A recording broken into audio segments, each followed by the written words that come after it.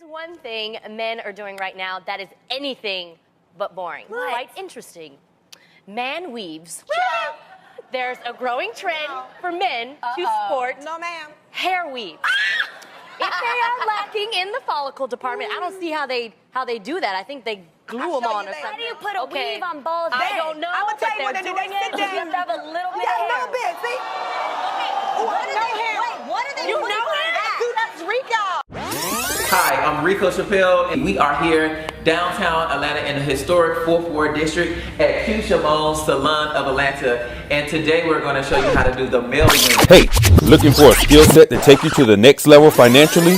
Then take your pick of 2 online classes, the Man Unit or the Wave Technique, offered by none other than Q Shamone, the man behind the trend going viral. Yes, you heard right, online.